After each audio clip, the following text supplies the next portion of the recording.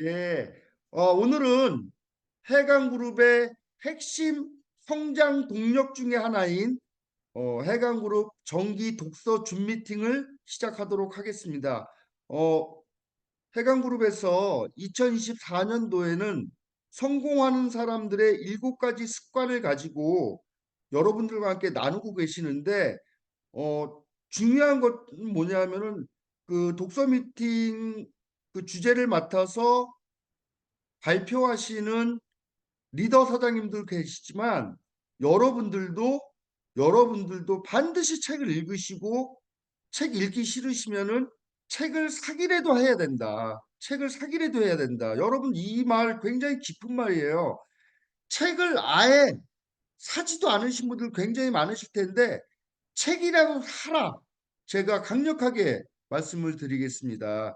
그리고 이 독서 미팅 성공한 사람 7가지 습관을 리더 사장님들, 직급이 높으신 리더 사장님들이 먼저 하는 이유는 뭐냐면요.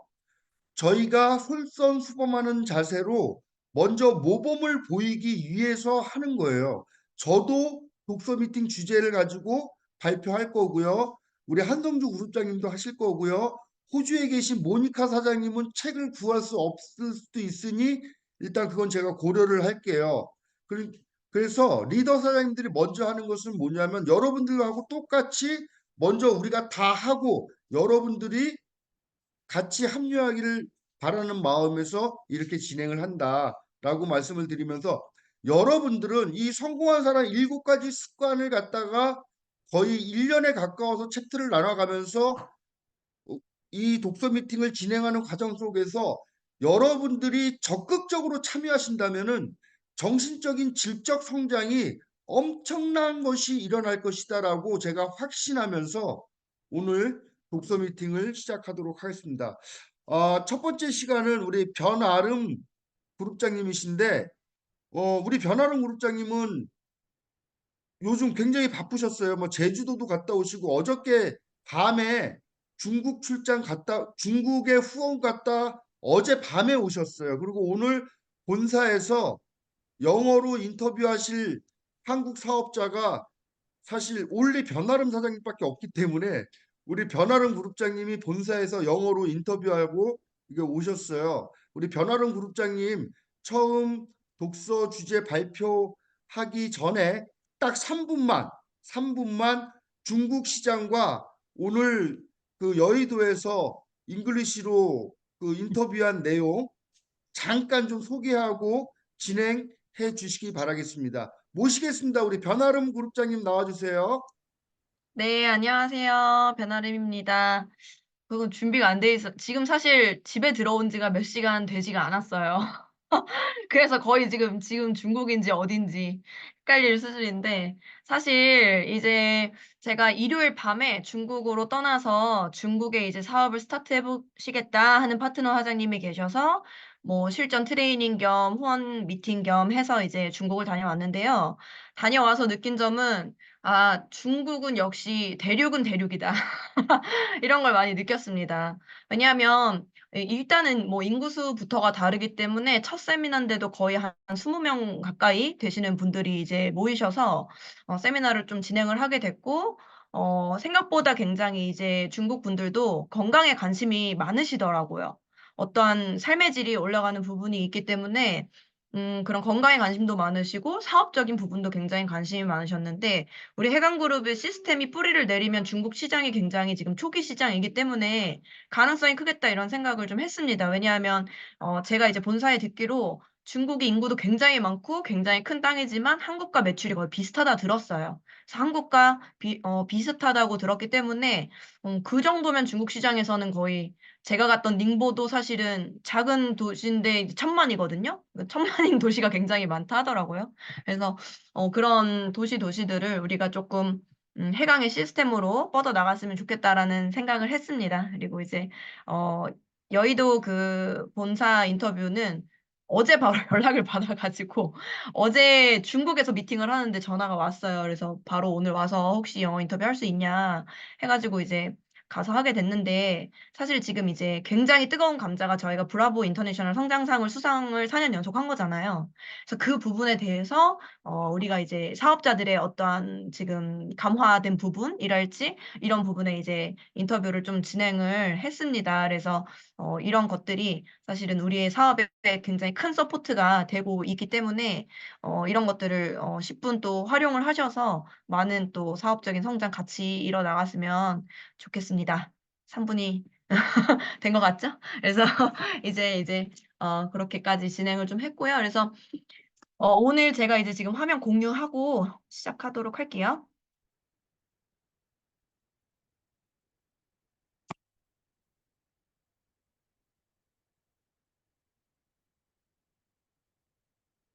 네. 네, 시작하도록 하겠습니다. 저는 이제 성공하는 사람들의 7가지 습관 이 책을 이제 처음 읽기 시작했을 때, 이게 굉장히, 이 문장들이 굉장히 어떠한, 깊은 어떤 의미들을 가지고 있어서 읽어 내려가는 게 처음에는 쉽지는 않았던 것 같아요.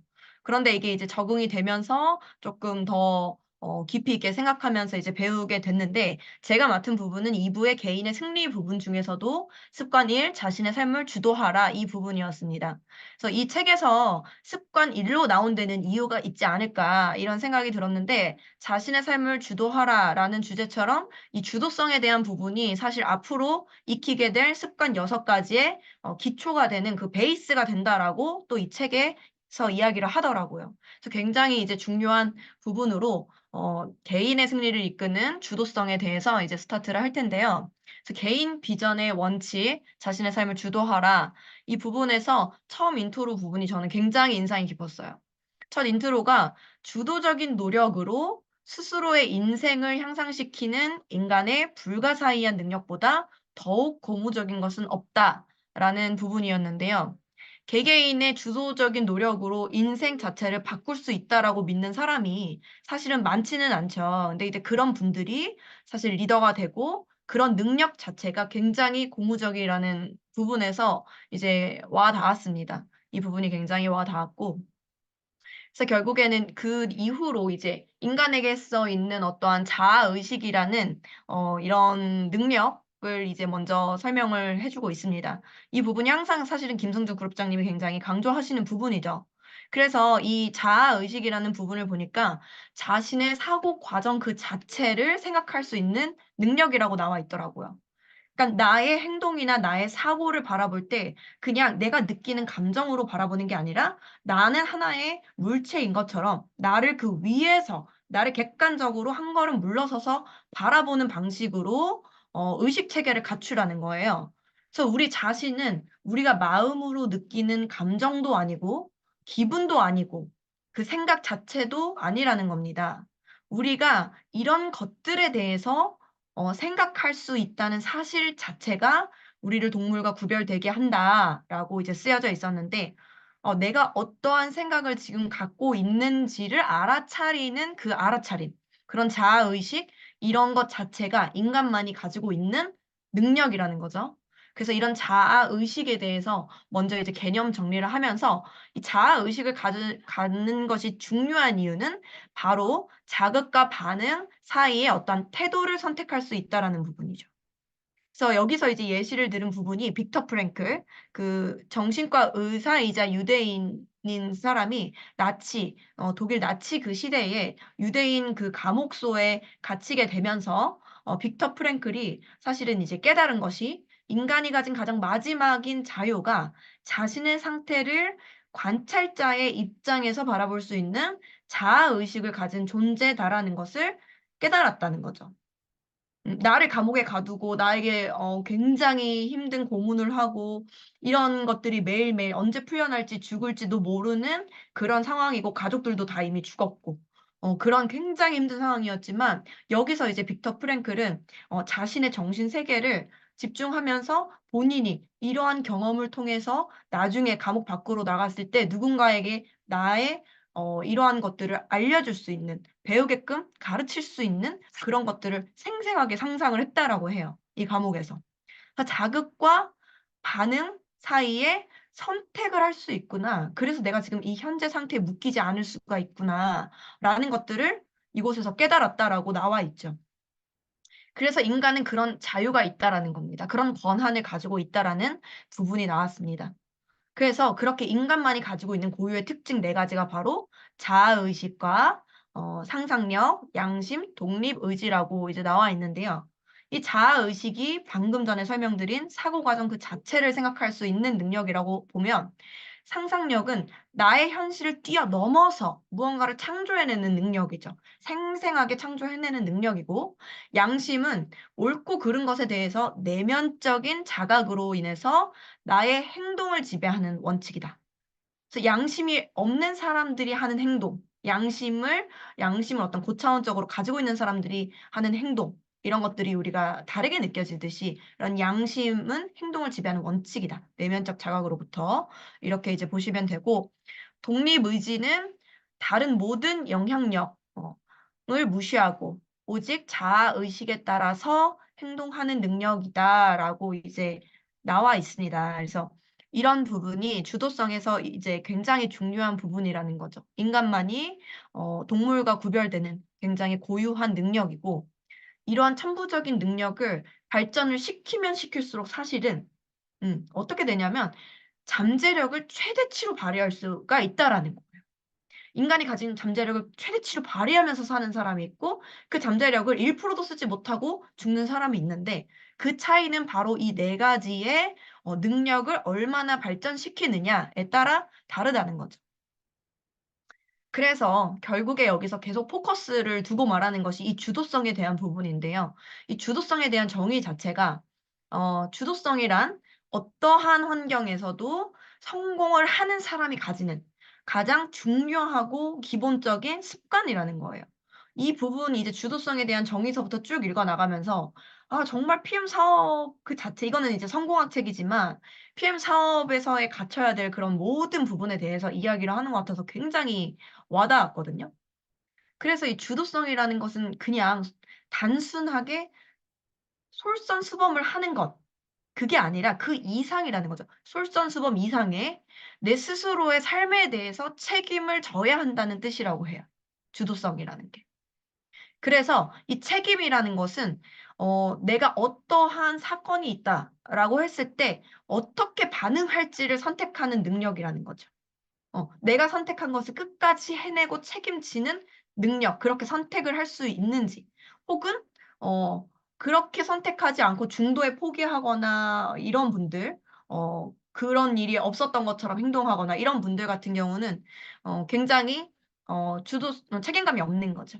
그래서 결국 주도적인 사람은 책임을 인정을 하면서 끝까지 해내는 거죠, 핑계 없이. 그게 이제 바로 책임감이 있는 주도성이라고 볼 수가 있습니다. 그런데 여기서 말하는 이제 주도적인 사람과 주도적인 사람의 종류가 있지만, 반대로 반사적인 사람의 이제 종류가 있는 거예요. 그래서 두 가지 이제 사람의 형태에 따라서 이런 반사적인 사람은 어떠한 사람을 이야기를 하냐면, 타인의 행동이나 주변 사건에 굉장히 의존적이고 감정적인 삶을 살면서 타인의 약점이 본인을 통제하도록 내버려 둔다. 그러니까 한마디로 나 자신의 가치를 내가 정해야 하는 게 아니라, 다른 사람이 "너는 좀 의지가 약한 것 같아. 너는 좀 끈기가 없는 것 같아. 너는 뭐 어떤 것 같아."라고 얘기를 하면, 주도성이 있는 사람은 "아닌데. 나는 그런 사람이 아닌데."라고 내가 그런 사람인 것을 증명하려고 해내는 반면에, 반사적인 사람은 주변 사람 의견에 휘둘린다는 거죠. 나를 통제하도록 내버려 둔다는 거죠. 이런 부분에서 있어서 사실은 주도적인 사람은 어떤가요? 심사숙고하면서 선택을 하고 내면화된 가치 기준, 나의 내면 속에 있는 어떤 가치 기준에 따라서 행동을 한다는 거죠, 남들의 의견에 휘둘리지 않고. 그래서 결국에는 주도적인 사람은 책임을 지는 사람입니다. 무엇에 대해서 책임을 지냐? 오늘의 나는 어제 내가 한 선택의 결과라는 것, 나의 삶에 대해 책임을 진다는 거죠. 근데 이런 기본적인 마인드셋이 굉장히 중요하죠, 성공을 하는 데 있어서. 그래서 이곳에서 말하는 이제 자극과 반응 사이에서는 내가 선택의 자유가 있다는 겁니다. 반사적으로 선택을 할 것이냐, 혹은 내가 주도적으로 선택을 할 것이냐.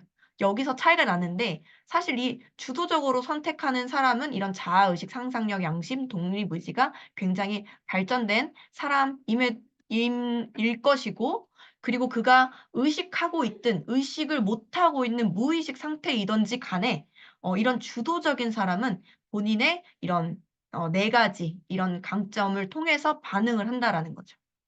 그래서 이런 부분이 주도적인 모델에 대해서 이제 나온 부분이 이 자극과 반응 사이에 어떻게 선택을 할 것이냐라는 부분입니다. 이런 부분에 대한 이론을 우리가 가지고 있다면 어떠한 자극이 왔을 때 한 번 더 생각해 볼 수 있게 되는 것 같아요. 그렇게 한 번 더 연습하고 연습하면서 계속적으로 주도적인 사람으로 발전을 해갈 수가 있는 거죠. 그래서 이런 정말 독서하는 시간이 저도 굉장히 내 자신을 계속 발전시키는 시간이다라는 생각이 이제 굉장히 들었고요. 그래서 개인적으로 굉장히 와닿았던 부분이라서 발췌를 했는데, 사실 우리가 겪은 힘든 경험들은 자신의 성품을 형성하고 내면적인 힘을 개발해 주는 시련이라는 거죠. 나에게 이유 없이 그냥 나를 힘들게 하려고 찾아오는 시련이 아니라 나의 올곧은 성품을 형성하고 내면적인 힘을 단단하게 개발해 주는 시련이라는 거예요. 사실 네트워크 마케팅 처음 여러분들이 선택해서 PM 사업을 진행할 때 어렵잖아요. 힘든 일이 많고 기분 나쁜 일도 있을 수 있고 여러 가지 그런 힘든 경험들이 있는데, 나중에 그런 것들이 같은 경험이 반복되고 내가 그걸 이기는 힘이 생기면 아무 일도 아니거든요. 근데 그런 것들이 이제 내가 단단해졌기 때문에 그렇게 될 수 있다라는 거죠. 이는 또 장차 닥칠 어려운 여건을 다스리는 능력, 앞으로를 예측하고 다스릴 수 있다는 거죠. 그리고 다른 사람들에 대한 인내력까지도 키워준다라는 부분을 보면서 '아, 모든 세상에 성공하는 이치가 똑같구나.' 정말 PM에서도 네트워크 마케팅에서도 우리는 경험 부자가 될수록 더 빠르게 바른 방향으로 성공할 수가 있잖아요. 그리고 내가 경험 부자가 되어야지만 바른 방향이 무엇인지를 파트너들에게 알려줄 수가 있잖아요. 그래서 이런 경험들이 나에게 왔을 때 '아, 내가 아직도 배울 게 있구나. 내가 배울 게 있기 때문에 내가 더 단단한 내면적 힘을 개발하기 위해서 이 일이 왔구나. 내가 더 크게 쓰임을 받으려고 이런 일이 왔구나.'라고 생각하는 기본적인 태도들이 성공하는 사람들은 다 있는 것 같습니다. 그래서 이런 부분이 굉장히 좀 저는 와 닿았고요. 그래서 이 부분에서 또 계속적인 주도성에 대해서 이야기를 하면서, 주도성이란 건 결국 적극적으로 행동을 하라는 거죠. 그래서 적극적이 되라는 건데, 이제 저자가 더 나은 직업을 원하는 사람들에게 이렇게 제시를 한다라고 해요. 첫 번째, 흥미 검사 및 적성 검사를 시키고, 두 번째 하라고 이제 안내를 하고, 두 번째는 본인이 흥미있어 하는 부분에 산업 분야를 디테일하게 연구를 하라고 제안을 합니다.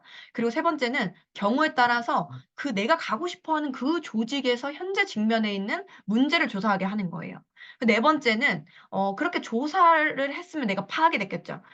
현장이 파악이 됐기 때문에 실제 면접에서 그 조직이 나를 뽑아야 되는 이유를 명확하게 제시를 할 수 있다는 거죠. 왜냐? 내가 그것을 조사를 했기 때문에 이 문제를 해결할 방안이 있다라고 내가 어필을 할 수 있다라는 거죠. 저는 이 부분에서 '아, 이게 우리의 테이블 미팅과 다를 바가 없다. 전혀 다를 바가 없다.' 왜냐하면 우리가 이렇게 적극적으로 사실은 무언가를 한다라고 했을 때 우리가 사실은 상대방의 어떠한 니즈가 파악이 되어 있고 어떠한 사업을 결정하거나 이 PM 제품에 대해 관심이 있거나 이런 프로스펙터들의 어떠한 니즈 파악이 되고, 이러한 어떠한 현장을 정확하게 알고 그들에게 필요한 걸 내가 제시할 수가 있으면 사실은 굉장히 성공적으로 클로징이 되잖아요. 리크루팅이 되잖아요. 이것이 뭐냐 하면 '내가 당신을 해결해 줄 수 있다.'라고 하는 해결책의 판매 전략이라는 거죠. 해결책의 판매 전략이라는 게 있는데, 사실 수많은 주도성이 없는 사람들은 여기에서 이렇게 제시를 디테일하게 해 준다고 할지라도 흥미 검사를 어디서 하는지 모르겠어요. 산업분야 연구를 어떻게 해야 될지 모르겠고 어디서 해야 될지 모르겠고, 문제가 뭔지 파악을 하지 못하겠다. 어렵다. 어떻게 하는지를 모르겠다. 이런 말들을 하면서 행동이 절대 나오지 않는다는 거죠. 그래서 '내가 모든 것에서 성취하고 싶은 게 있다.'라고 하면 적극적인 태도가 되어야 한다는 겁니다. 그래서 저절로 사실은 좋은 직업을 원한다고 하더라도 저절로 되는 것은 아무것도 없다. 주도적이고 적극적이 되어라라고 이야기를 하는데, 우리가 더 나은 삶을 위해서 성공을 위해서 이 사업을 한다라고 하면 정말로 적극적이지 않는 이상은 어렵겠죠. 그래서 이 부분을 읽고서는 적극적인 행동의 중요성을 다시 한번 또 이제 느끼게 되었고요. 그래서 이렇게 이제 적극적인 사람은 능동적인 행동을 하기 때문에 능동적인 행동을 할 때는 어떤 일을 솔선수범하면서 적극적으로 하는 사람이 능동적 행동자겠죠. 그런데 음. 그렇지 않은 사람 간의 차이가 문자 그대로 하늘과 땅만큼이나 차이가 크다라고 이야기를 했습니다. 근데 여기서 몇 퍼센트 정도나 차이가 난다라고 했을까요? 하늘과 땅의 차이만큼이나 크다는데 몇 퍼센트 차이가 난다라고 했을까요? 읽으신 분. 뭐 50%? 100%? 이렇게 저도 생각을 했는데 여기서 실제로 몇 프로가 차이가 나냐면 5000%나 차이가 난다 하더라고요. 그러니까 실제적으로 영리하고 사려 깊고 다른 사람에게 굉장히 섬세하게 대하는 태도를 가진 사람이 적극적으로 일하는 경우에는 5000%나 그 결과적인 차이가 난다라는 겁니다. 그래서 우리가 이런 부분들이 '왜 저 사람은 잘 될까?'라고 생각을 한다면 이 사람이 어떻게 행동을 하는지를 이제 잘 보시면 그런 차이를 느낄 수가 있겠죠. 그래서 결국은 이런 주도적인 행동을 하기 위해서는 또 나 자신에게 주도적인 말을 하는 습관이 굉장히 중요한 거죠. 그래서 반사적인 행동을 하는 습관을 가진 사람들이 하는 말은 할 수 있는 방법이 없고 "이게 내가 할 수 있는 모든 거다. 시간이 없다. 나는 뭐 상황상 그걸 반드시 해야만 한다. 할 수가 없다." 뭐 만약에 내가 할 수 있다면 이런 식의 말들을 많이 한다라는 겁니다. 그런데 사실 주도적인 말을 하는 사람들은 "내가 할 수 있는 방법이 없다."라고 단정을 짓기 전에 "나는 아직 모르지만 무언가 있을 거야."라고 대안을 찾는 생각을 하고 그런 말을 한다는 거죠. "내가 나의 감정을 조절할 수 있다."라고 믿고 내가 반응을 선택할 수 있고 어떠한 결정을 내렸을 때 주변에 어쩔 수 없는 상황 때문이 아닌 '내가 선택한 것이다.'라고 이제 이야기를 한다라는 거죠. 그래서 이런 말 자체가 내 생각이 되고 내 생각이 잠재 의식이 되기 때문에 저도 이런 말이 굉장히 중요하다라고 믿는 사람 중에 하나인데 이런 주도적인 말을 하라고 이 부분에서도 이제 나왔습니다. 반사적인 말이 갖는 심각한 문제가 있기 때문인데 그런 반사적인 말이 갖는 문제는 뭐냐면 일단 나 자신의 내 인생에 대한 책임감이 없다라는 거죠. 주변에 휘둘리는 말들이기 때문에. 그리고 그것은 자성 예언이 된다라는 거예요. '난 이거 할 수가 없어.' 그러면 나에게 그 주문을 외워서 내가 할 수 없게끔 만들어지는 모든 상황이 나타난다는 거죠. 이미 내 말로써 그런 모든 운명이 결정이 됐고 그러면 모든 현실은 그렇게 만들어지겠죠. 그래서 결국 나의 인생이나 운명에 대한 책임감이 없이 상실하고 피해의식을 갖고 스스로에 대한 통제력마저도 상실을 할 수 있기 때문에 이 말의 중요성을 강조를 하고 있습니다. 그래서 마지막 부분인데요.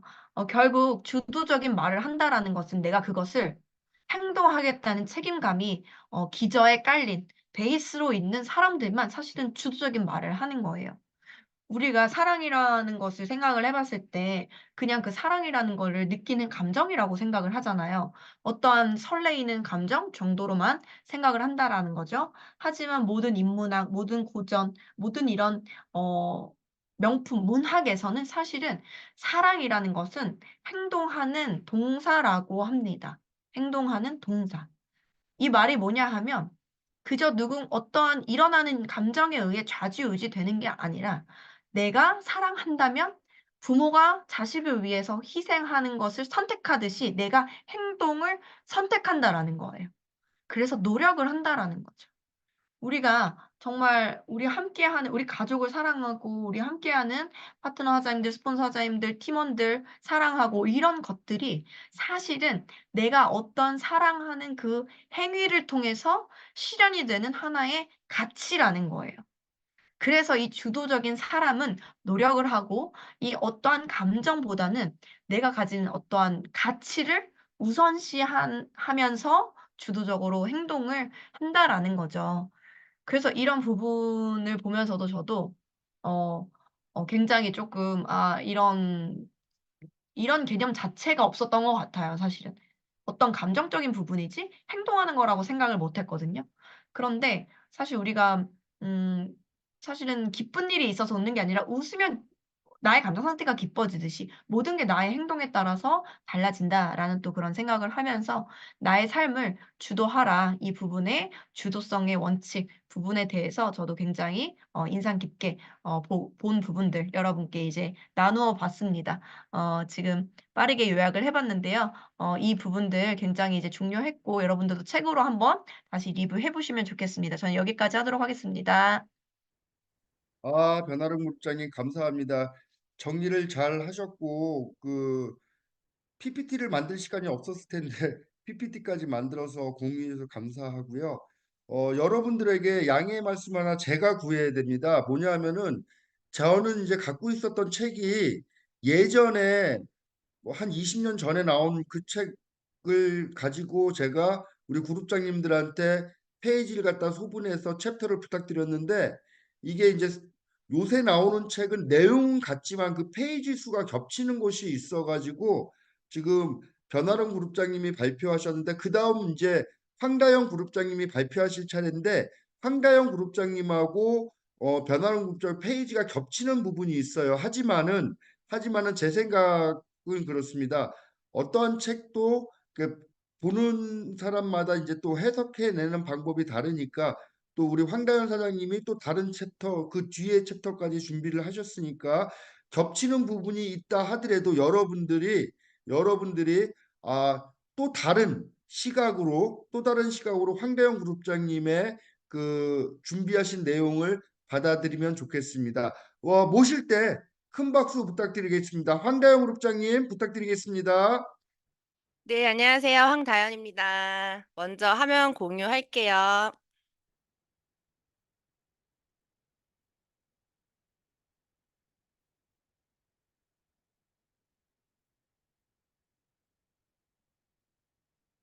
네, 보이시죠? 네. 네, 저는 그룹장님 말씀대로 117페이지에서 이제 134페이지까지 저는 했는데 겹치는 부분이 있어서 좀 복습한다는 내용으로 우리 다 같이 이제 성공한 사람들의 습관을 씹어먹는 마음으로 들으셨으면 좋겠습니다. 네, 그러면 저도 똑같이 이제 겹치는 부분이 있긴 한데 그냥 또 다른 부분도 있긴 해서 주도성과 주체성에 더 관련된 그 주제로 나눠 보도록 할게요.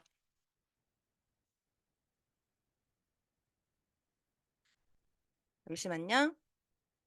네, 먼저 118페이지에 보시면 적극적이 되어라부터 말씀을 드릴게요. 우리가 가진 기본적인 본성은 스스로 주체가 되어 행동하는 것이지 남의 행동에 의해 이끌려가는 것이 아니다. 이 본성은 주어진 상황에 대한 반응을 선택하도록 해줄 뿐 아니라 스스로 상황을 만들어 나갈 수 있게 해준다라고 나와 있어요.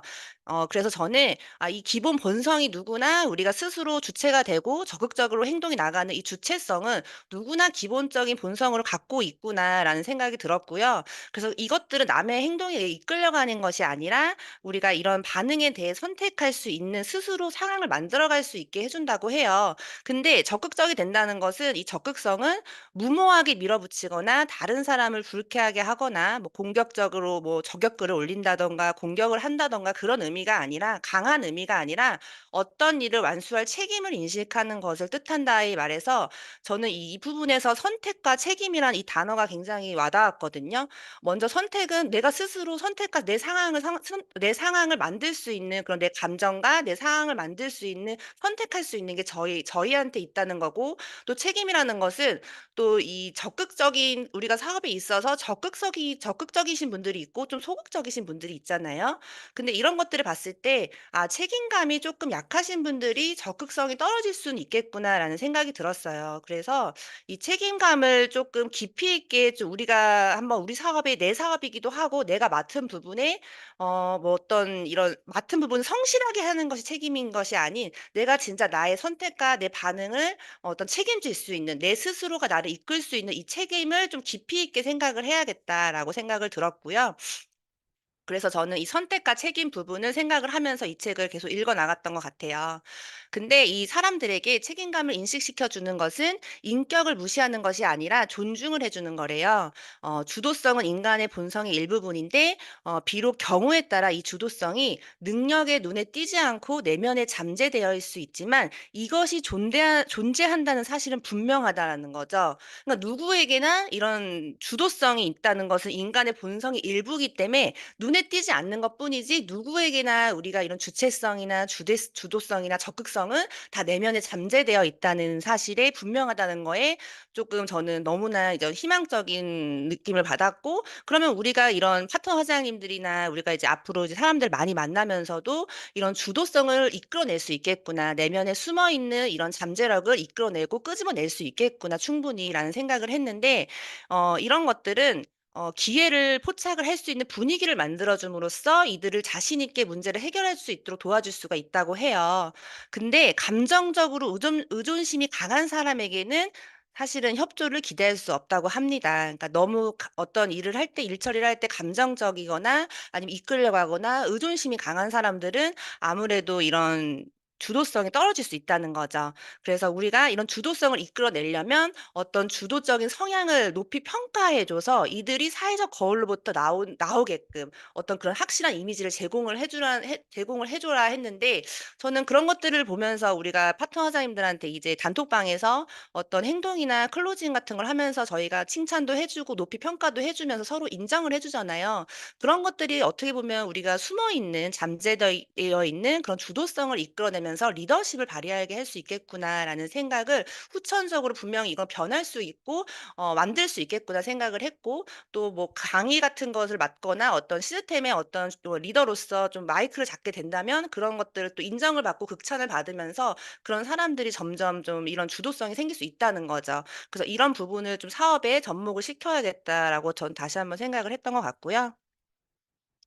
그리고 능동적인 행동과 피동적인 행동이 있는데, 아까도 이제 변하는 그룹장이 말씀하신 것처럼 이거는 적극적이지 않는 사람과 그러지 못한 사람 간의 차이는 문자 그대로 하늘과 땅만큼인데, 그 차이의 정도는 그냥 25% 50%가 아니라 5000% 이상 차이가 난다는 거예요. 저는 이 수치에 너무 놀랐고요. 특히 영리하고 사력 있고 다른 사람에게 섬세한 사람, 적극적으로 일하는 경우 그 차이는 너무 크다는 거죠. 근데 저는 이런 사력 있고 다른 사람에게 섬세하고 디테일하고 적극적인 사람은 책임감이 강한 사람이라고 저는 생각을 해요. 책임감이 강할수록 다른 사람에게 섬세하고 더 디테일하게 보게 되고 아무래도 더 적극적으로 그런 행동들이 나올 수 있다는 거죠. 큰 액션이 나올 수 있다는 거죠. 상대방에 대한 사업에 있어도 마찬가지고. 그렇기 때문에 저희가 그런 책임감을 갖고 적극적으로 행동을 한다면 그냥 50% 20%가 아니라 5000% 이상 성장을 할 수 있다는 걸 보면서 '아 그게 얼만큼 굉장히 중요하구나.'라는 것을 다시 한번 생각을 했고, 그러니까 결국엔 자기 자신이 주체가 되어야 한다는 거죠. 내가 나를 리드하고 내가 나에게 리더가 돼야 된다는 거죠. 나를 이끌어가는 사람이 돼야 된다는 거죠. 그래서 우리가 주체가 되어 행동을 해야만 얻을 수가 있다는 거예요. 남에게 끌려가기만 기다린다면 피동적이 될 것이다. 그렇게 되면 자기 성장의 기회는 점점 멀어지게 된다. 적극적인 사람은 5000% 이상 성장을 하게 되는데, 남에게 이끌려가기만 기다리고 피동적으로 된다면 결국에는 자기 성장은 점점 마이너스 성장이 될 수도 있다는 거죠, 사실은. 그렇기 때문에 굉장히 이 적극적인 행동과 주도적인 자신 주체가 돼야 된다는 게 너무나 중요한 것 같습니다. 근데 저는 더 이 주도적인 말이 저도 굉장히 와닿았는데요. 전 정말 더 심각하게 우리가 주도적인 말을 해야 된다고 생각을 하는 게, 여기서 써 있는 대로 태도와 행동은 우리가 가진 패러다임에서 나온다. 그래서 따라서 태도와 행동을 검토하기 위해서 자아의식을 사용해 보면 그 바탕에 깔린 패러다임을 볼 수 있대요. 그래서 자기가 자주 쓰는 말을 보면 자신이 얼마나 주도적인 사람인지를 알 수 있는 좋은 측정 기준이 된다고 해요. 그리고 그 예로 반사적인 사람들이 쓰는 말에는 책임감이 없다. 그러니까 책임감이 없다는 거는 누군가에게, 외부에게 아니면 상대방에게 전가를 하는 사람들의 특징이죠, 사실. 예, 그래서 우리가 이 주도적인 말을 하는지, 반사적인 말을 하는지 이 측정 기준을 한번 판단을 해보면 너무 좋을 것 같고, 또 내가 앞으로도 이런 주도적인 말을 하는 사람인지, 반사적인 말을 하는 사람인지를 이제 상대방도 그런 걸 느낄 수 있다는 거죠, 사실은. 그렇기 때문에 그런 것들을 좀 습관을 계속 주도적인 말을 하도록 굉장히 노력을 해야 되는데, 이 반사적인 말이 아까 우리가 봤듯이 이런 말들은 "내가 할 수 있는 방법이 없다." 뭐 "내가 할 수 있는 모두야." 이런 것들은 나는 한정돼 있고 내가 나는 이걸 못하는 사람이야. 이런 제한을 한다는 거죠. 나는 할 수 없다는 거에 제한을 하면서 딱 자기를 한계를 막는 거고 또 "그가 나를 미치도록 화나게 해." 이런 거는 어떤 '그 사람들이 허락해 주지 않을 거야.' 이런 반사적인 단어는 내가 내 감정을 통제를 못하는 거예요. 상대방에 의해서 내 감정을 통제를 못하는 사람이라고 저는 생각을 하고 그리고 만약에 "그건 반드시 해야 돼. 나는 할 수 없어. 그럼 해야만 해." 이런 것들은 이건 오히려 주도적인 말이 아니라 한마디로 좀 누군가에게 이끌려가고 고용당하는 것처럼 나는 내 선택의 자유가 없는 거예요. 나는 그거를 반드시 해야 되고 그걸 해야만 해. 이런 것들은 꼭 어떤 외부의 환경에 내가 뭔가 고용당한 것처럼 이끌려가는 그런 상황을 만든다는 거죠. 그러니까 주도적인 말은 또 대안을 찾아보자. 어떤 현실이 다가왔을 때 우리가 어떤 상황이나 현실을 만났을 때 해결을 할 때는 뭐 "나는 다른 방법을 선택할 수 있다. 나의 감정을 조절할 수 있다. 내가 선택한 거야. 내가 원하는 거야. 내가 할 것이다."라고 하면서 어떤 이런 것들은 내가 스스로 행동을 선택할 수 있는 자유의 말을 하고 있는데요. 그러니까 한마디로 내 행동은 내가 선택하는 자유라는 거예요.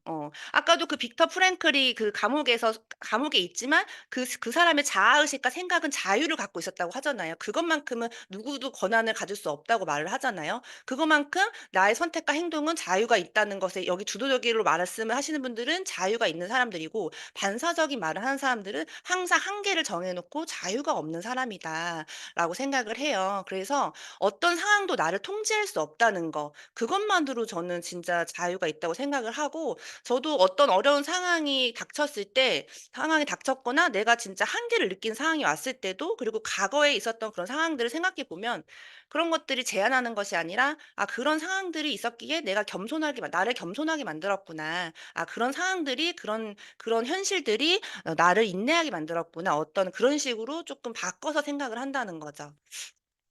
근데 반사적인 말에 심각한 문제가 있대요. 이거는 뭐냐면 자성 예언을 된다는 거예요. 그러니까 다시 말해서 자신의 운명이 이미 결정됐다는 것처럼 패러다임을 믿고 이런 믿음을 입증하기 위해서 그에 맞는 증거를 만들어낸대요.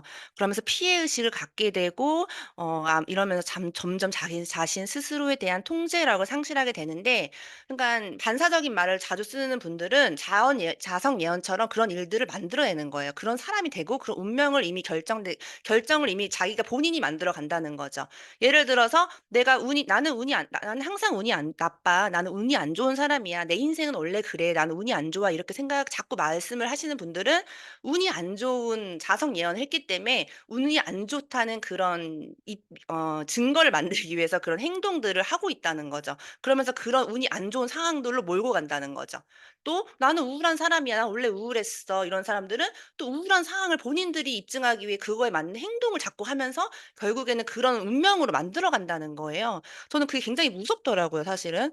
그러기 때문에 이 말이 진짜 옛말에 말이 씨가 된다는 말이 다 틀린 말은 아니다라는 것을 다시 한번 느끼면서 진짜 이 반사적인 말에 오는 그 위험을 한번 더 크게 우리가 진지하게 생각을 하면서 진짜 스스로가 주도적인 말을 해야겠다는 생각을 했습니다. 결국에는 그렇게 반사적인 말을 쓰게 되면 그런 운명들이 나를 피해 의식을 만들게 되고 이런 사람들은 자신의 처한 상황이나 여건을 다 핑계를 대요. 다 "이 사람 때문에 이렇게 됐어요. 이런 상황 때문에 이렇게 됐어요." 심지어 하늘에 떠 있는 별 같은 외부 영향력 탓까지 돌린다고 해요. 그러니까 모든 것을 핑계로 돌린다는 거죠. 근데 이제 주도적인 사람들은 어떤 상황이나 어떤 어려운 상황이 닥쳐왔을 때 이런 외부의 핑계를 탓하지 않아요. 누군가를 탓하지 않고 '내가 뭔가 실수를 했구나.' 나의 문제로 탓을 하죠. 내가 어떤 부분을 지금 상황을 수정해야 돼. 더 나아가야 돼. 성장해야 돼. 이런 식으로 나를 더 발전하는 상황으로 만드는데 반사적인 사람들은 오로지 상대방을 시기하고 핑계를 대고 외부의 영향력 탓으로 돌린다. 그러면서 피해 의식을 갖게 된다라고 볼 수가 있습니다.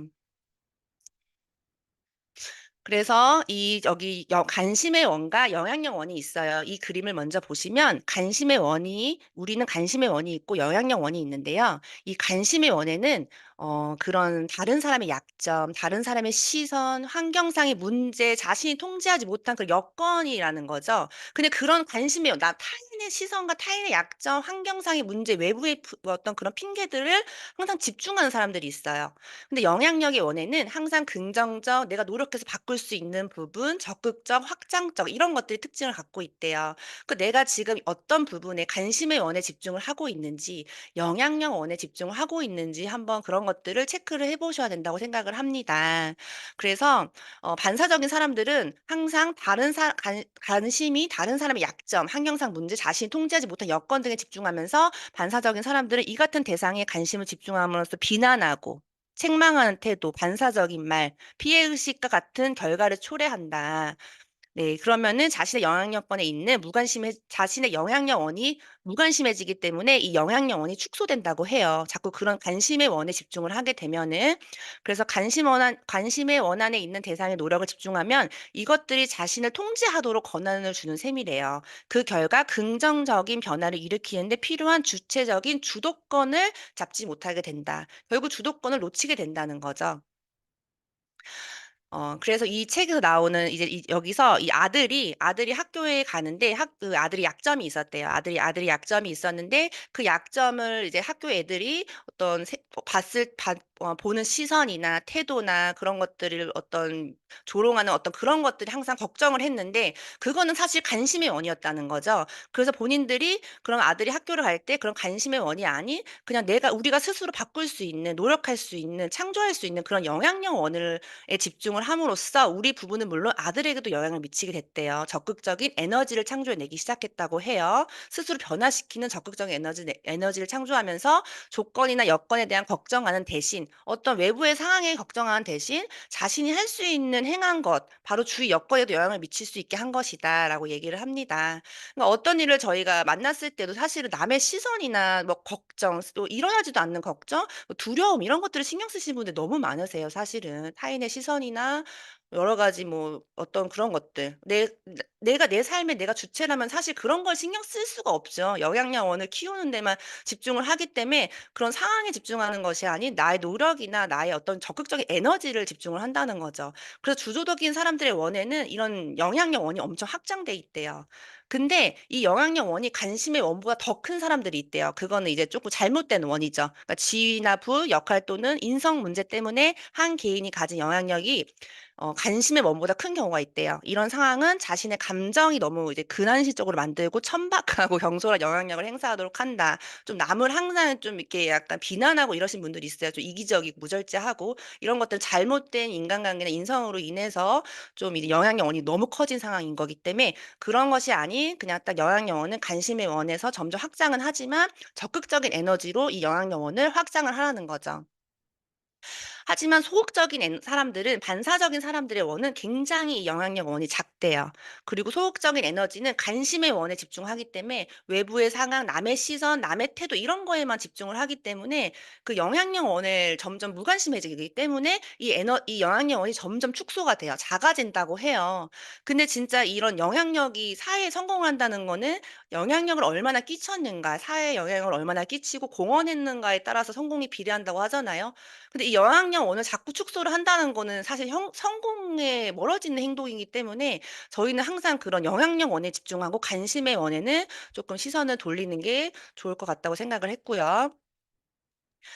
그리고 이제 사항들이 있대요. 우리가 직면하는 문제들이 직접적인 통제를 할 수 있는 경우가 있대요. 이거는 자신의 태도와 관계되는 문제. 그러니까 이런 직접적인 통제는 나와의 싸움이죠, 결국엔. 이런 습관들로 바꿀 수 있는 문제들이고, 간접적인 통제를 할 수 있는 경우가 있대요. 이건 타인의 행동과 관계되는 문제인데, 이 간접적으로 통제를 할 수 있는 경우는 이제 타인의 이제 소통이나 의사소통이나 이제 관계십에서 이제 좀 저희가 바꿀 수 있는 부분이라는 거죠. 그리고 통제할 수 없는 경우는 과거의 상황이나 만든 현실과 같은 우리로서 어떻게 할 수 없는 문제들이 있잖아요. 우리의 의지와 상관없이 일어난 일들은 통제할 수 없잖아요. 근데 그런 것들은 사실은 관점을 바꾸면서 통제를 할 수 있다는 거죠, 이런 것들은. 그래서 이 세 가지를 이제 사실은 주도적인 접근 방법은 우선 이 세 종류의 문제들을 해결할 때 현재 영향력 원내에 있는 해결책부터 실천하는 것을 시도하는 것이다. 그런 문제들이 발생한다 하더라도 내가 할 수 있는 것, 내가 노력할 수 있는 거, 내가 주체성으로 발휘할 수 있는 그런 것들에 집중을 하다 보면은 해결이 될 수 있다는 건데, 통제할 수 없는 문제에 관해서는 뭐 타인에 의해서 뭐 어떤 뭐 관계에 의해서 통제할 수 없는 문제는 얼굴에 주름살이 안 생기도록 하면 된대요. 즉 웃으면서 진지하고 편안하게 받아들이고 싫더라도 기꺼이 인정해가며 사는 방법을 배우는 것이다. 이렇게 하면 이와 같은 문제들도 우리를 더 이상 통제하지 못한다. 그러니까는 인간관계 10에서 간접적으로 좀 어떤 그런 문제를 당했을 때 사실은 저희가 그냥 좀 거기에 막 감정을 드러내거나 같이 좀 뭔가 설득해서 감정을 드러내고 이런 것들이 아니라 그냥 진지하고 편안하게 받아들이고 싫더라도 인정해 가며 사는 방법을 배우라고 해요. 그러니까 쉽지는 않지만 어쨌건 인성이 인격이 되고 인격이 인성이 되고 뭐 성품이 된다고 하잖아요. 그렇게 하면서 우리들도 더 이상 통제하지 못하게 되게끔 어떤 그런 것들을 좀 유연하게 하는 게 중요하겠다라고 생각을 했고요. 또 당면한 문제가 직접적 통제, 간접적 통제 또는 통제할 수 없는 것 중 어떤 것이든 해결의 첫 단계는 우리 손에 달려 있다는 거예요, 뭐든지. 그러니까 다 해결할 수 있다는 거죠. 우리 손에 달려 있는데 이것은 우리가 습관을 바꾸고 영향력을 행사하는 방법을 바꾸며, 영향력을 행사하는 방법은 이제 인간관계에서 좀 소통하는 부분, 좀 그 사람과 입장을 바꿔 생각하는 부분, 그런 것들이 좀 포함이 되겠죠. 그리고 통제할 수 없는 문제는 이제 이미 일어난 일, 과거에서 일어난 일, 아니면 어쩔 수 없이 나의 의지와 상관없이 일어난 부분들은 통제가 할 수 없잖아요. 그런 것들은 생각의 관점을 바꾸라는 거죠. 생각의 관점을. 네, 그러면서 이 모두의 우리가 가진 영향력 원안에 있다, 이거는. 한마디로 이런 문제들은 모두 해결할 수 있다는 거죠, 우리의 생각으로 인해서. 그래서 우리가 어떤 상황에 대한 선택을 하게 되면 그것만으로도 그 상황에 강력한 영향력을 미칠 수 있다는 사실은 매우 고무적이다. 마치 화학 구조식이 어느 한 부분을 바꿈으로써 그 결과가 본질 자체를 바꾸는 것 같다. 그러니까 영향력 원을 확대한다는 거는 마치 화학 구조식 어느 한 부분을 바꾸면서 결과가 아예 바뀌는 거와 같다는 거는, 결국 그거는 상황을 우리가 바꿀 수 있는 사람들이기 때문에 항상 주도적으로 우리가 진짜 주체성 있게 어떤 상황에 대한 반응을 긍정적인 반응을 선택을 할 건지, 반사적인 반응을 선택할 건지는 이제 우리에게 달려 있다는 거죠. 그렇기 때문에 주도적인 사고를 하는 건 당연한 거고, 어떤 상황에 맞아떨어졌을 때 내가 내 의지와 상관없는 현실에 맞아떨어질 수 있잖아요. 그래도 저는 하우에 집중을 하거든요, 사실은. '어떻게 하면 이걸 해결할 수 있을까?' 어 이 나는 못해 제안하는 것이 아니라 어떻게만 생각을 하는 거예요. 방법을 찾아서 그거를 해결할 수 있는 사람이기 때문에, 그건 내 마음가짐에 달려 있기 때문에 그런 현실을 만났을 때도 항상 하우에 집중하고요. 또 긍정적인 결론을 주체적으로 선택할 수 있는 권한을 가졌다는 사실을 우리는 잊지 말자. 그러니까 긍정적인 결론을 주체적으로 선택할 수 있는 권한을 갖고 있다고 해요, 누구나. 그러니까 그런 사실만 알고 있다면 항상 우리는 좋은 결과를 만들 수 있다는 거죠. 그리고 감정이 아닌, 항상 어떤 일을 만났을 때도 우리가 감정이 아닌 진짜 감정적으로 처리하는 것이 아니라 가치관이나 나의 신념, 나의 철학 이런 것들로 나의 사명에 따라 움직이는 사람, 그래서 자신이 주체가 되어 행동을 한다면 결과가 완전히 달라진다라고 저는 생각을 하고요.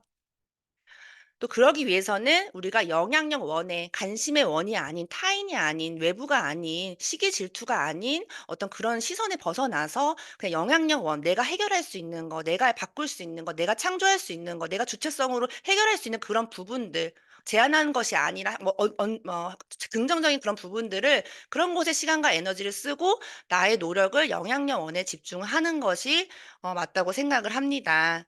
그러면은 영향력을 행사할 수 있는 일에 중점을 한다면 아까 말씀드린 것처럼 누구나 진짜 5000% 빠른 성장의 결과를 만들 수 있다고 저는 말씀드리고 싶습니다. 저는 여기서 마치도록 하겠습니다. 경청해 주셔서 감사합니다.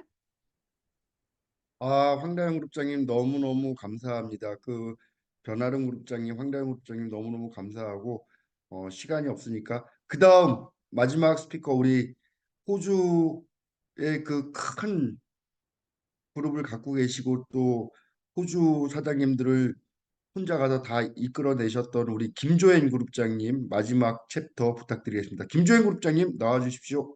네, 잠시만요. 화면 공유 좀 할게요.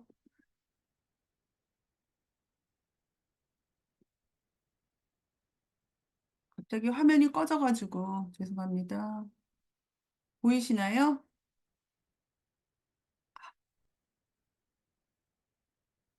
잠시만요. 성공하는 사람들의 7가지 습관 중에 제가 맡은 이거는 개인 리더십의 원칙, 습관 2의 성공, 끝을 생각하면서 시작하라. 이 챕터였는데요. 저는 이제 처음부터 끝까지 이 챕터를 쭉 읽으면서 조금 전체적으로 이 책을 훑는 것보다 제가 가장 의미 있게 받아들인 챕터를 좀 깊게 나누고 싶어서 이렇게 준비를 했어요. 그래서 좀 짧게 저는 그냥 이야기를 하는 식으로 해가지고 한번 나눠보게 하겠습니다.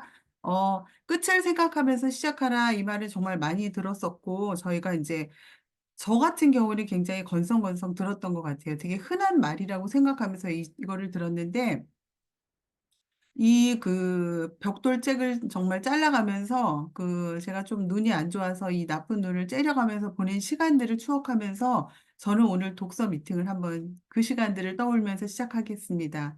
저는 이 말이 갖는 의미에 대해서 저는 우리 삶이 배라면 과연 어느 쪽으로 항해할 것인가를 결정하고 항해를 시작하라는 의미와 똑같이 그렇게 생각되었습니다. 왜, 잠시만요. 됐다. 네. 만약에 우리가 목적지가 없이 배를 항해를 시작한다 그러면요. 금세 길을 잃을 것이고 또 어디로 가든 상관없는 일이 될 것 같아요. 근데 이제 마치 우리가 이 일을 금방 포기하는 사람들처럼 그렇게 느껴지거든요. 특히 우리가 하고 있는 일에는 너무 흔하죠. 이렇게 금방 포기하시는 분들이. 그런데 목적지를 알지 못하고 둥둥 떠 있는 배는 우리가 그 배를 표류하고 있다고 얘기하고 있거든요. 그런데 확실한 목적지를 가지고 있는 배는 우리가 그 배를 표류한다고 하지 않고 항해한다고 이렇게 표현을 하죠. 저는 오늘 우리 이 시간이 지금 나의 현재 PM의 시간이 표류를 하고 있는지 아니면 항해를 하고 있는지에 대해서 점검을 한번 해봤으면 좋겠다라고 말씀을 드리고 저는 또 시작하도록 하겠습니다. 끝을 생각하면서 시작하라는 챕터에서 이 스티븐 코비는 무척 장엄한 순간을 이제 묘사하면서 제가 이 책을 들고 조용히 혼자서 읽을 수 있는 곳으로 가라고 지시를 하면서 이 책을 시작합니다. 또한 이 챕터는요, 저에게 충분한 시간을 가지기를 원했고요. 저는 사실 바쁜 스케줄 때문에 이 책을 빨리빨리 읽어야겠다고만 생각을 했는데, 처음부터 그런 개인사나 이런 것들을 좀 빠져나와가지고, 진정으로 마음을 열고 이 책을 한번 읽어보라고 주문을 하면서 이 책이 시작되었어요. 이 챕터가. 마치 이제 책이 지시를 하고 저는 이 지시를 따르면서 이 챕터를 마주하게 되었습니다. 오늘 해강 독서 미팅, 북미팅으로 참여하신 우리 해강 사장님들도 잠시 마음을 차분히 내려놓으시고요. 편안한 마음으로 한번 내면의 시간을 들여다보는 시간이 되시면 좋을 것 같아요. 한번 상상을 하면서 한번 시작해 보겠습니다. 지금 어떤 장례식장에 조문을 이제 갔는데 많은 분들이 모여 있고요. 조문객들이 상당히 붐비고 있습니다. 또 애도합니다. 그곳을 지나서 영정사진을 보는데 바로 그 사진이 내 사진이다라는 것을 발견하게 됩니다. 오늘은 바로 나의 장례식이다라고 아는 순간 사실 저도 굉장히 충격에 휩싸였고 이 말을 하고 있는 저 자신도 솔직 좀 떨리는 순간이 아니라고 할 수 없죠. 그리고 이 장례식에서 우리 가족 중에 한 사람이 나와가지고 한 사람이나 그리고 또 친구 중 한 사람 그리고 나와 함께 일을 했던 분들 또 지역사회 대표나 커뮤니티 뭐 이런 분들 중에 차례로 나와서 조사를 읽고 있습니다.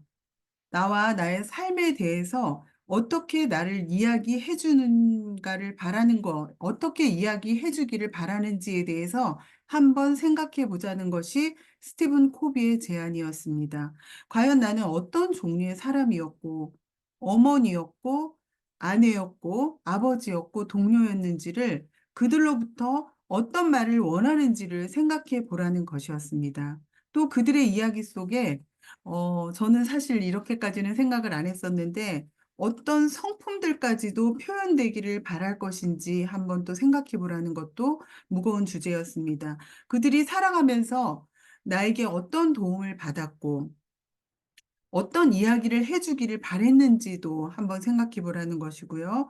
어, 사실 이런 생각들은요, 금세 그들이 어떤 얘기를 해줄 건지를 바라는 생각들은 금세 내 마음속에 자리를 잡는 것까지는 좀 오랜 시간이 걸릴 것 같아요. 그래서 그런 것들을 스티븐 코비는 시간을 좀 넉넉하게 충분히 가지고 생각하라고 한 것 같았습니다. 이런 시간들은 우리가 삶을 살면서 가장 중요한 가치관을 형성하는 데 너무나 중요한 시간이다라고 말할 수 있겠습니다. 남은 생애를 어떻게 살 것인가라고 결정하라고 마치 이 책을 통해서 나의 존재 방식까지도 이렇게 결정하라고 이렇게 말하는 굉장히 무거운 주제였던 것 같아요. 우리의 내면이 이런 깊은 자각을 갖고 산다면 우리가 그토록 원했던 성공의 대가로 잃어버린 것들, 무시했던 것들, 간과했던 것들이 훨씬 더 소중했다라는 어쩌면 그 패러다임의 전환을 이룰 수도 있을 것입니다.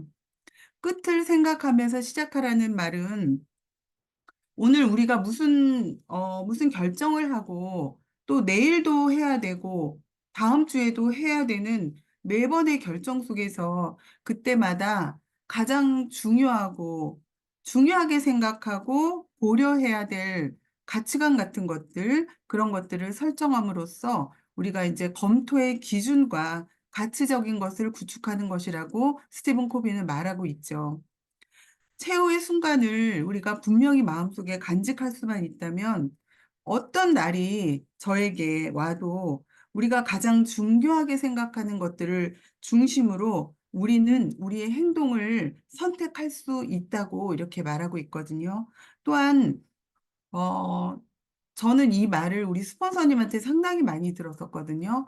어, 어떻게 보면은 모든 워커들이 원하는 성공을 이루고 있는 저희 스폰서님이 항상 저한테 얘기한 거하고 좀 동일했던 것 같아서 이 부분에서 굉장히 소름이 돋았는데요.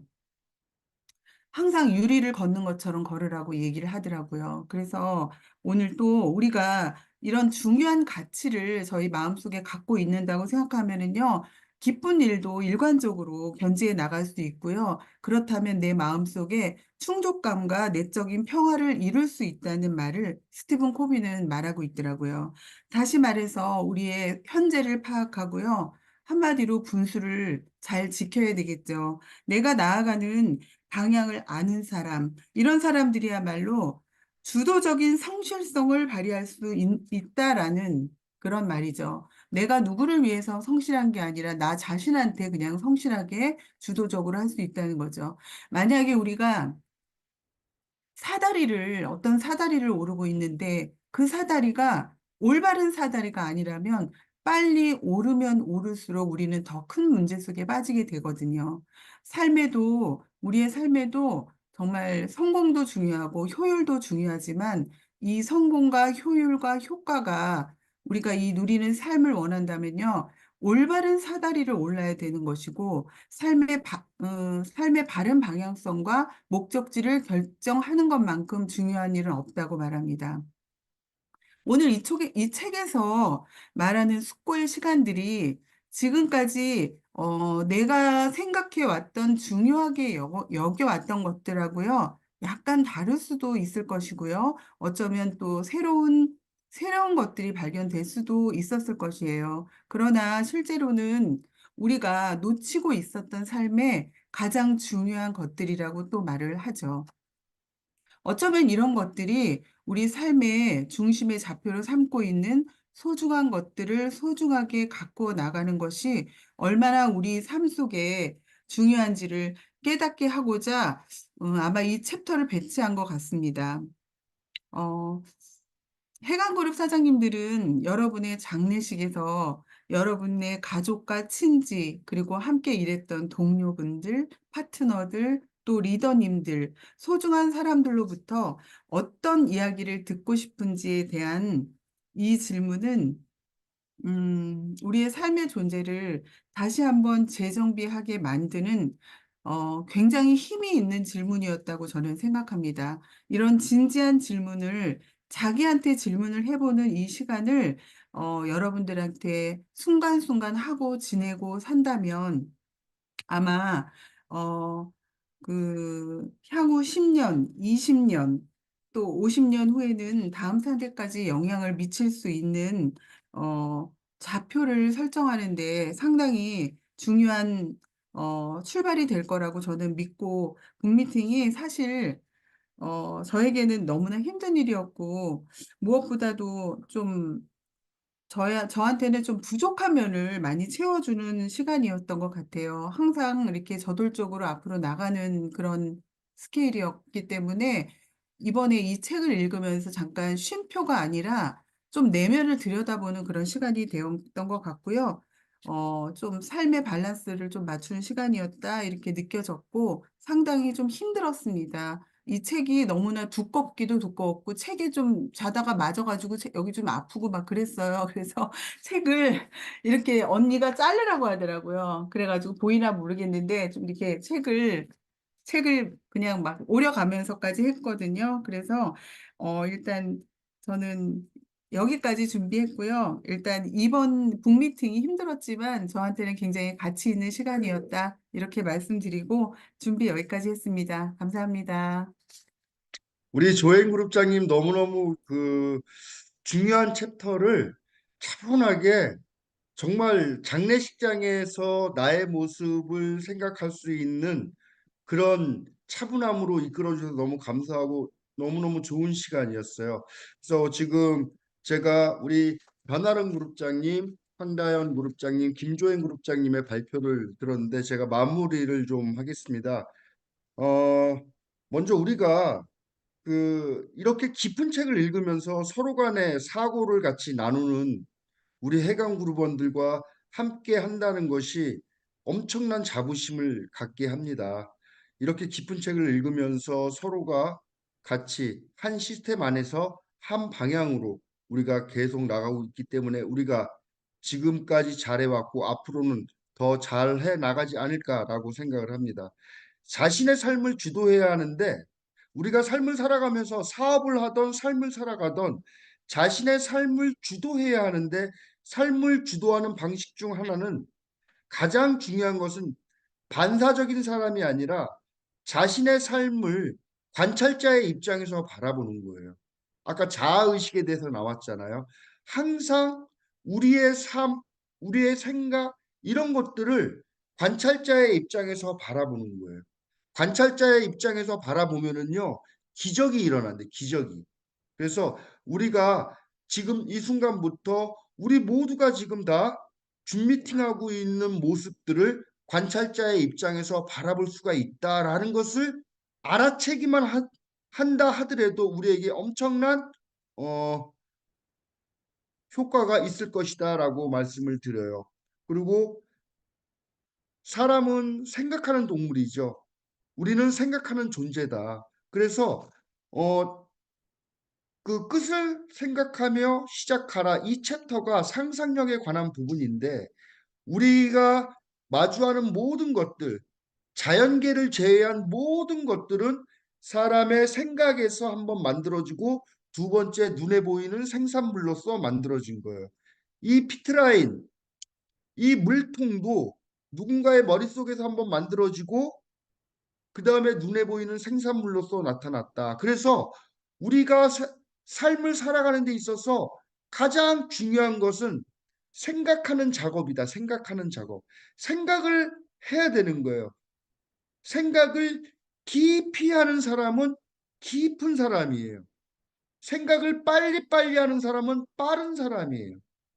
생각을 게으르게 안 하는 사람들은 게으른 사람이에요. 그래서 이 생각하는 작업이 굉장히 중요하고 오늘 이 시간을 계기로 해서 생각을 해야 된다. 앞으로 삶에 대해서 어떤 생각을 가지고 우리가 삶을 살아가야 할 것인가에 대해서 계속 말씀드리고 싶습니다. 그리고 아까 우리 황다영 그룹장님께서 영향력의 원과 관심의 원에 대해서 발표를 해주셨는데, 우리가 우리의 삶을 변화시키고 인생에 있어서 우리의 인생을 보다 나은 곳으로 향하게 하려면은요, 이 영향력의 원에 집중해야 돼요. 인생에 영향을 미치는 것은요, 오직 중요한 일들만이 인생에 영향을 미칩니다, 여러분. 모든 것들이 영향을 미치는 게 아니에요. 여러분들 삼겹살집이나 생맥주집에 가서 옆에 있는 테이블, 보통 사람들이 하는 그 대화의 주제에 대해서 유심히 한번 들어보세요. 모두들 내가 어떻게 할 수 없는 관심의 영역에 대해서만 얘기합니다. 국회의원 선거, 뭐 나라 비방하고 뭐 이런 것들. 하지만 이 우리가 이 PM 비즈니스를 하면서 우리가 한 발짝 한 발짝 앞으로 나아갈 수 있는 이유는 뭐냐면, 우리는 만나면은 우리가 어떻게 할 수 있는 부분, 영향력, 내가 할 수 있는 부분에 대해서 내가 어떻게 하면은 SM을 가고 MM을 가고 IMM을 가고 내가 직급을 어떻게 할까, 이것들을 가지고 우리가 계속 미팅을 하기 때문에 시간이 지나면 인생에 영향을 미치고 인생이 달라지는 것이다라고 말씀을 드리겠어요. 그리고 황다영 그룹장님께서 하우투를 얘기하셨는데, 어떠한 크고 작은 문제가 생겼을 때 크고 작은 문제가 생겼을 때 무조건 기억하세요. How to. 어떻게 하면 극복할 것인가? 어떻게 하면 헤쳐나갈 것인가? 어떻게 하면 성과를 낼 것인가? 이거에만 집중하면 될 것이다. 그리고 우리 김조행 그룹장님께서 마지막으로 끝을 생각하면 시작하라. 상상력에 관한 부분인데, 항상 여러분들이 인생을 길게 봐서 도대체 나는 내 남편한테, 내 와이프한테, 내 아이한테, 내 파트너들한테, 내 스폰서한테 어떤 사람으로 기억될 것인가? 어떤 사람으로 기억될 것인가에 대해서 반드시 오늘 생각하는 시간이 됐으면 좋겠습니다. 아, 이거는 이제 여담인데, 여러분 우리 변화령 그룹장님이 중국에서 출장 갔다 오셔갖고 잠깐 스피치 하셨는데, 그 중국이란 나라는 옛날에 고구려 시대에는요, 중국을 중국이라 하지 않고 서토라 해서 서토. 우리나라에서 볼 때 서쪽에 있는 땅이다 해서 서토. 서토를 갖다가 어떻게 공략할 것인가, 서토를 어떻게 주워 먹을 것인가, 항상 고구려 시대는 그랬었거든요. 중국을 큰 대륙이라 생각하지 마시고 도대체 우리가 PM으로서, 한국인으로서 어떻게 PM을 가지고 서토를 공략할 것인가, 서토를 정복할 것인가, 우리 이런 거 한번 생각해 보는 시간이었으면 좋겠습니다. 마지막으로 제가 여러분들에게 시스템적으로, 우리는 여기 계신 모든 분들은 일시적인 성공이 아닌 그 지속적인 성공을 위해서 우리가 독서 미팅도 하고 줌 세미나도 하고 여러 가지 세미나도 개최하고 사업을 해 나간단 말이에요. 그런데 여러분들도 오늘 그 독서 발표에 해서 들어서 아시겠지만 우리 사람은요, 우리가 하는 말에 영향을 받습니다. 우리가 하는 말에 영향을 받아요. 그래서 제가 여러분들에게 스폰서로서 가이드해 드립니다.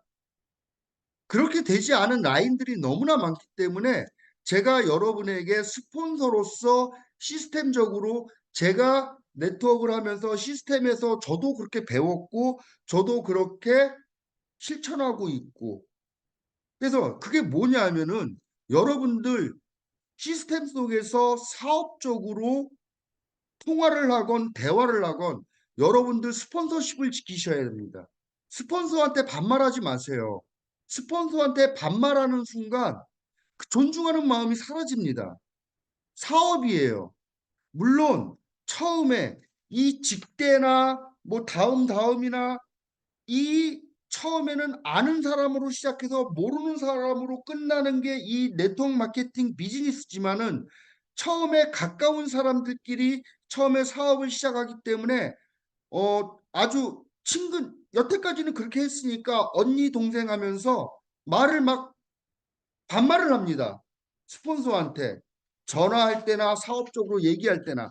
하지만 제가 여러분들에게 제가 경험한 것과 제가 배운 것, 시스템 속에서 배우고 책 속에서 배운 것들을 여러분들한테 가이드하는데 오늘 이 시간으로 시스템적으로 사업 얘기할 때는 스폰서 사장님한테 반말하시면은 여러분들의 손해예요. 왜? 이 사업은 스폰서가 팔로우를 해서 여러분들의 성공의 길로 이끌어가는 사업인데 내가 반말하는 순간 스폰서한테 말을 막 하는 순간 스폰서한테 친근하다는 그런 이유로 반말을 막 하는 순간 뭐가 사라지느냐? 스폰서에 대한 예우와 존중이 사라지게 돼 있습니다. 이거는 제가 너무너무 많이 경험한 겁니다. 그런데 제가 세미나장이나 여러 군데를 계속적으로 오랫동안 지켜봐왔습니다. 오랫동안 지켜봐왔는데 지금은 이제 우리 그룹원들한테 이거는 가이드를 해드려야 되겠다라고 생각이 들었기 때문에 말씀드린 겁니다. 우리 한복희 사장님은요, 한성주 그룹장님의 친언니이십니다. 그것도 맏언니세요. 하지만 사업적으로 세미나장에서 단 한 번도 제가 한복희 사장님이 한성주 그룹장님한테 성주야라고 얘기하는 걸 들어본 적이 없습니다. 정말입니다. 한 번도 그런 적이 없습니다. 통화 내용도 들었습니다. 성주야 하는 적 한 번도 없습니다. 이게 기본입니다. 이게 에티켓입니다. 사업적으로. 그래서 여러분들이 사업을 진행하시면서 우리는 그냥 일시적인 것이 아니라 지속 가능한 성공을 추구하고 그런데 이 사업은 시스템적 사업이기 때문에 여러분들은 오늘 제가 마지막으로 드린 이 말씀을 꼭 좀 지켜주시면 감사하겠고 장시간 고생 많으셨습니다. 감사합니다. 오늘 모두 마치도록 하고요. 모두 음소거하시고 서로 인사 나누면 좋겠습니다. 감사합니다. 감사합니다. 감사합니다. 오늘 정말 세 그룹장님 너무너무 멋졌어요. 김조현 그룹장님은 그